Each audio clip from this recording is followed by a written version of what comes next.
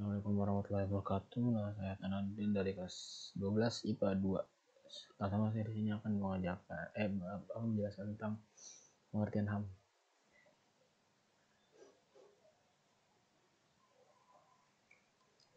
HAM itu adalah hak dasar yang dimiliki setiap manusia di seluruh dunia. Hak ini muncul sejak manusia itu terlahir dan hidup di dunia. HAM melekat pada diri manusia.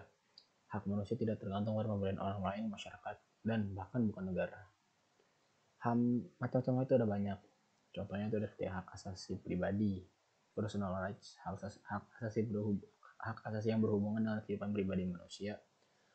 Hak asasi pribadi ini sebagai berikut: hak kebebasan untuk bergerak, berpergian dan berpindah-pindah tempat, hak kebebasan untuk mengeluarkan atau menyatakan pendapat, hak kebebasan memilih dan aktif dalam organisasi atau perkumpulan.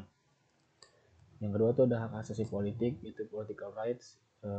Hak asasi ini adalah hak asasi yang berhubungan dengan politik. Hak asasi politik ini sebagai berikut: hak untuk memilih dan dipilih dalam suatu pemilihan, hak ikut serta dalam kegiatan pemerintahan, dan hak untuk membuat dan mengajukan suatu usulan petisi. Yang ketiga itu adalah hak asasi hukum atau legal equality rights. Itu adalah hak kesamaan kedudukan dalam hukum dan pemerintahan, yaitu hak yang berkaitan dengan kehidupan hukum dan pemerintahan. Hak asasi hukum sebagai berikut: hak mendapatkan perlakuan yang sama dengan hukum dan pemerintahan, hak untuk menjadi PNS atau pegawai negeri sipil, dan juga hak mendapat layanan dan perlindungan hukum. Yang keempat itu ada hak asasi ekonomi atau property rights, yaitu adalah hak yang berhubungan dengan kegiatan perekonomian. Hak asasi ekonomi ini sebagai berikut: hak kebebasan untuk melakukan kegiatan jual beli, hak kebebasan mengadakan kontrak, dan juga hak kebebasan untuk memiliki sesuatu. Yang kelima itu ada hak asasi peradilan, procedural rights. Ini adalah hak untuk diperlakukan sama dalam tata cara pengadilan. Hak asasi peradilan ini sebagai berikut: hak mendapat pembelaan hukum di pengadilan, hak persamaan atas perlakuan penggeledahan, penangkapan, penahanan, dan penyelidikan di muka hukum. Dan yang terakhir itu ada hak asasi sosial budaya atau social culture right. Hak yang berhubungan dengan kehidupan bermasyarakat. Hak asasi sosial budaya ini sebagai berikut: hak menentukan, memilih, dan mendapatkan pendidikan. Yang kedua ada hak mendapatkan pengajaran. Yang ketiga ada hak untuk mengembangkan budaya yang sesuai dengan bakat dan minat. Dan saya juga akan menjelaskan tentang latar belakang terjadi pelanggaran HAM.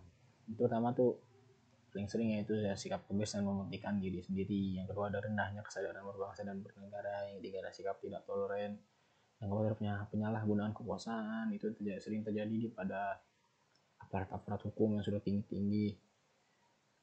Itu ada ketidaktegasan aparat penegak hukum, dan yang terakhir adalah penyalahgunaan teknologi. Nah, saya sini akan menjelaskan salah satu contoh HAM yang ada di Indonesia. Itu salah satu itu peristiwa Paniai. Peristiwa Paniai ini lokasinya berletak di Provinsi Papua, Paniai, pada tanggal 7-8 Desember 2014. Pihak yang terlibat itu warga Provinsi Papua, Paniai.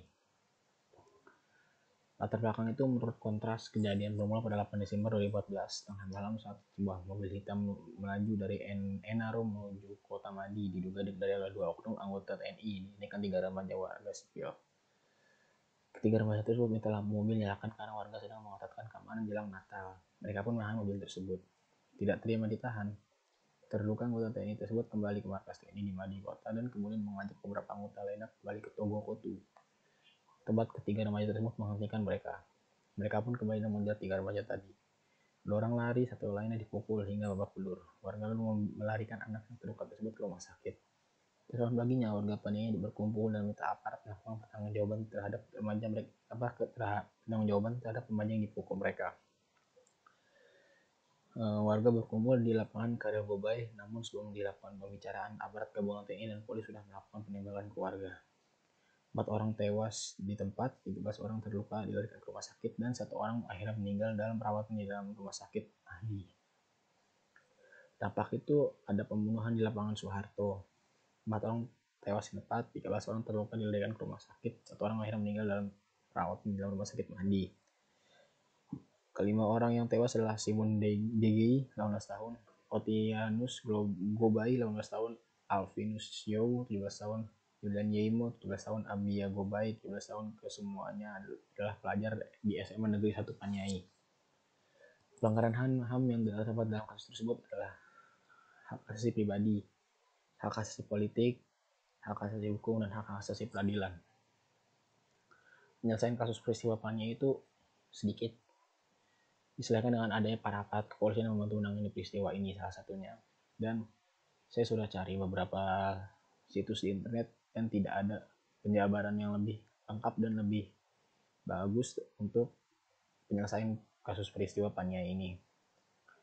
Dan yang terakhir, sekian, terima kasih. Wassalamualaikum warahmatullahi wabarakatuh.